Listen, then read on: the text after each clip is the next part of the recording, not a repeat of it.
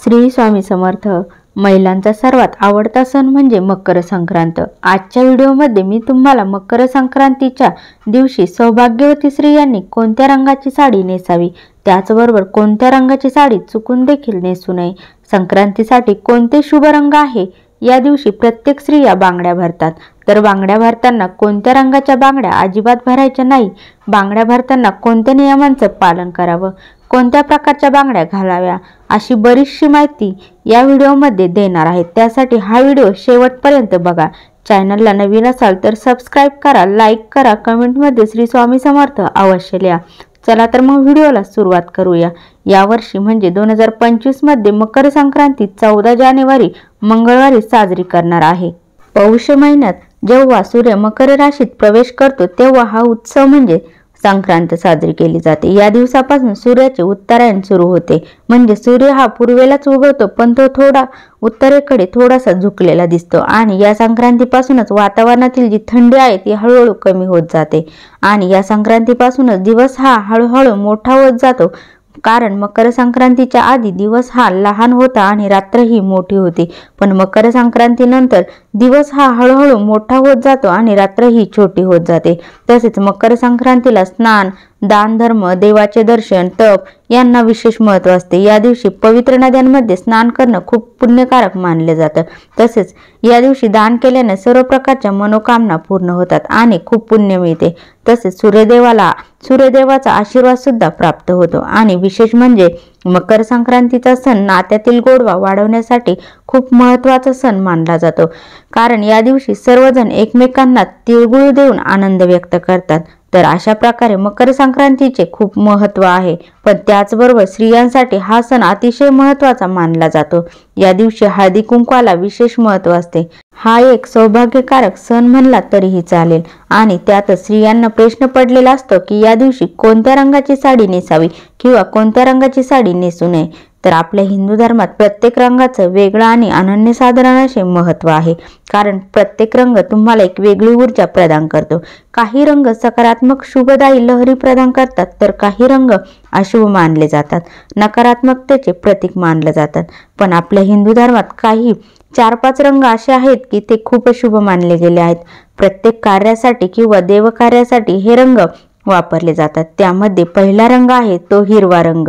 हा सौभाग्याचं प्रतीक मानला जातो, कारण बघा नवरी लग्नामध्ये हिरव्या रंगाचा चुडा भरत असते किंवा महिला लग्न झाल्यानंतर शक्यतो हिरव्या रंगाच्या बांगड्या हातामध्ये घालतात, कारण त्यामुळे त्यांच्या पतीचे आयुष्य वाढतं। तसेच हिंदू धर्मशास्त्र सांगते की त्याचबरोबर हिरवा रंग हा निसर्गाशी संबंधित असल्यामुळे एक वेगळीच ऊर्जा तुम्हाला मिळते। शास्त्रात हिरव्या रंगाला खूप महत्त्व आहे। तणावाच्या प्रसंगी हिरव्यागार झाडांकडे किंवा हिरव्यागार गवताकडे काही वेळ मनसोक्त पाहण्याने आपले जे मन आहे ते शांत होते। त्यामुळे हिरव्या रंगाचं खूप अनन्यसाधारण असं महत्त्व आहे। आपण देवीची ओटी भरताना सुद्धा बघा हिरव्या रंगाचा ब्लाउज पीस किंवा हिरवीच साडी घेतो, त्यावरूनच हिरवा रंग हा किती महत्त्वाचा आहे हे आपल्याला समजतं। त्यामुळे शक्य झालं किंवा तुमच्याकडे असेल तर संक्रांतीला तुम्ही हिरव्या रंगाची साडी अवश्य नेसा। तर आपल्या हिंदू धर्मात लाल रंग हा सुद्धा खूप शुभ मानला जातो। आपण रोज देवाची पूजा करतो किंवा कोणतीही पूजा मांडताना पाटावरती लाल रंगाचं वस्त्र टाकतो, कारण लाल रंग हा सर्व देवांना त्याचबरोबर माता लक्ष्मीला सुद्धा अत्यंत प्रिय आहे। त्याबरोबरच आपल्या सौभाग्यामध्ये एक सर्वात महत्त्वाची गोष्ट म्हणजे कुंकू, हे सुद्धा लाल रंगाचं असतं, कारण सौभाग्यामध्ये सर्वात महत्त्वाची गोष्ट म्हणजे हळदी कुंकू, त्यामधील कुंकवाचा रंग हा लाल असतो। त्यामुळे लाल रंगाचे महत्त्व खूप आहे। हा रंग उत्साह, सौभाग्य, उमंग, धैर्य आणि नवीन जीवनाचे प्रतीक मानला जातो। त्यामुळे शक्य असेल तर तुम्ही मकर संक्रांतीला लाल रंगाची साडी सुद्धा नेसू शकता। त्यानंतर दुसरा जो रंग आहे तो म्हणजे केसरी रंगाची साडी सुद्धा नेसू शकता। हा केसरी रंग त्याग आणि ज्ञान, शुद्धता आणि सेवेचे प्रतीक आहे। छत्रपती शिवाजी महाराजांच्या सेनेचा ध्वज हा रामकृष्ण आणि अर्जुन यांच्या रथाचे ध्वज हे सुद्धा केशरी रंगाचे होते, कारण केशरी रंग हा शौर्य, बलिदान आणि वीरता याचे प्रतीक आहे। तसेच केशरी रंग हा दैवी शक्तींचे प्रतिनिधित्व करतो। या रंगातून सकारात्मक ऊर्जा प्रवाहित होत असते, त्यामुळे केसरी रंगाची साडी घातल्याने सुद्धा तुम्हाला एक नवीन प्रकारची ऊर्जा मिळते। त्यानंतर पिवळा रंग। आपल्या हिंदू धर्मात बघा, पिवळ्या रंगाच्या कपड्यांना पितांबर म्हटलं जातं। कोणत्याही प्रकारच्या मांगलिक कार्यात पिवळा रंग जास्त वापरला जातो। तसेच पूजेमध्ये सुद्धा पिवळा रंग हा खूप शुभ मानला जातो। पिवळा रंग हा सूर्यदेव, मंगल आणि बृहस्पती यासारख्या ग्रहांचे प्रतिनिधित्व करतात, हे प्रकाश देखील दर्शवतात। आणि पिवळा रंग परिधान केल्याने आपला गुरुग्रह सुद्धा बलवान होतो। तसेच आपल्या सौभाग्यामधील दुसरी सर्वात महत्त्वाची गोष्ट म्हणजे हळद। हळदीला जेवढं महत्त्व आपल्या हिंदू धर्मात आहे तेवढंच महत्त्व पिवळ्या रंगाला आहे। त्यामुळे पिवळा रंग हा खूप शुभ मानला जातो। त्यामुळे पिवळ्या रंगाची साडी सुद्धा तुम्ही संक्रांतीला नेसू शकता। सर्व स्त्री वर्गाचा आवडीचा रंग म्हणजे गुलाबी। जवळपास प्रत्येक स्त्रीला गुलाबी रंग हा आवडतो। गुलाबी रंग हा प्रेमाचा रंग मानला जातो। तसेच हा रंग आनंदाचे प्रतीक सुद्धा मानला जातो। गुलाबी रंग हा नेहमी स्त्रियांना आकर्षित करतो। स्त्री सवय काहीही असो तरी त्यांना गुलाबी रंग आवडतोच। गुलाबी रंगाचे कपडे परिधान केल्यामुळे आपलं मन सुद्धा खूप प्रसन्न होतं आणि वेगळीच एनर्जी आपल्याला मिळत असते। आणि गुलाबी रंगामुळे सुख समाधान येते आणि मन शुद्ध शांतता राहते। त्यामुळे गुलाबी रंगाचे एक वेगळं अनन्यसाधारण असं महत्त्व आहे। त्यामुळे तुम्ही गुलाबी रंगाची साडी सुद्धा नेसू शकतात।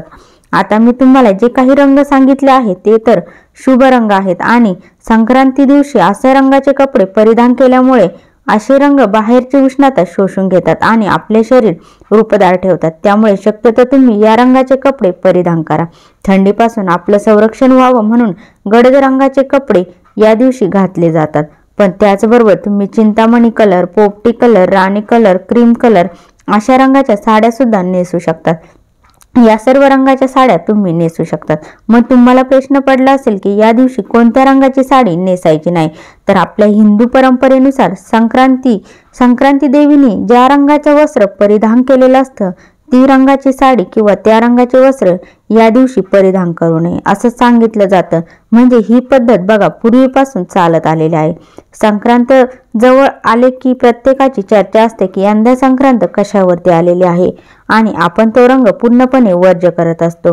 पण यावर्षी म्हणजे 2025ला संक्रांत ही पिवळ्या रंगावरती आलेली आहे। त्यामुळे यावर्षी आपल्याला संक्रांतीला पिवळ्या रंगाची साडी चुकूनही नेसायची नाही।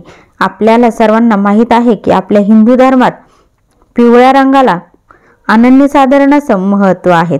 पण आपण या दिवशी पिवळी साडी चुकूनही घालायची नाही, कारण संक्रांती देवीने पिवळ्या रंगाची साडी या वर्षी परिधान केलेली आहे। त्यामुळे आपल्याला पिवळा रंग हा वर्ज्य आहे। त्यामुळे आपण यावर्षी पिवळ्या रंगाची साडी घालायची नाही। त्यानंतर बांगड्यांबद्दल सांगायचं झालं तर संक्रांतीला प्रत्येक स्त्रिया बांगड्या भरत असतात। 16 शृंगारमध्ये बांगड्यांचा समावेश असतो। त्यामुळे आपल्या हिंदू धर्मशास्त्रात बांगड्यांना सुद्धा खूप महत्त्व आहे। आणि संक्रांतीला सर्व स्त्रिया छान छान काठापदराच्या साड्या घालतात, ओवाळायला जातात, हळदी कुंक करतात, तिळगुळ देतात आणि त्यामुळे आपल्या हातामध्ये 2-2 तरी काचेच्या बांगड्या असायलाच पाहिजेत। त्यातल्या त्यात तुम्ही हिरव्या रंगाच्या बांगड्या घालण्याचा प्रयत्न करा, कारण हिरवा रंग हा शुभ आणि सौभाग्याचे प्रतीक मानला जातो। आणि असं सुद्धा म्हणतात की हिरव्या रंगाच्या बांगड्या घातल्यामुळे तुमच्या सौभाग्यामध्ये वाढ होते, म्हणजेच त्यांच्या पतीचे आयुष्य वाढते असे हिंदू धर्मशास्त्र सांगते। त्यामुळे शक्यतो तुम्ही काचेच्या आणि हिरव्या रंगाच्या बांगड्या घाला। आणि त्यातल्या त्यात बांगड्या घालताना एका हातामध्ये 6 आणि दुसऱ्या हातामध्ये 7 अशा बांगड्या आपल्याला घालायच्या आहेत। हे बांगड्या घालण्याचे नियम आहेत, म्हणजे एका हातामध्ये आपल्याला एक बांगडी जास्त घालायची आहे। आपण कसाराकडे गेल्यानंतर तो आपल्याला अशाच पद्धतीने बांगड्या भरतो। पण तुम्ही घरच्या घरी घालणार असाल तर एका हातामध्ये, म्हणजे मी उदाहरण दिलं, तुम्ही त्यापेक्षा जास्तही बांगड्या घालू शकता। फक्त एका हातामध्ये एक बांगडी जास्त घाला आणि बांगड्या भरल्यानंतर संक्रांतीच्या वेळी त्यामध्ये लाखेचा चुडा घालतात बघा। हातामध्ये सर्व सौभाग्यवती स्त्रिया लाखेचा चुडा घालतात, त्याचं खूप अनन्यसाधारण असं महत्त्व आहे। त्यामुळे तुमच्या सुद्धा हातामध्ये लाखेचा चुडा असायलाच हवा। तो फार काळ टिकत नाही, पण संक्रांतीच्या एक दिवस जरी आपल्या हातामध्ये असला तरी पुरेसा आहे।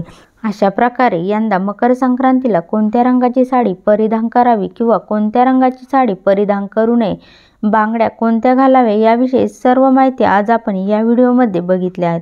व्हिडिओ आवडल्यास लाईक, शेअर, कमेंट करा. चॅनलला नवीन असाल तर सबस्क्राईब करा. श्री स्वामी समर्थ. जय जय स्वामी समर्थ.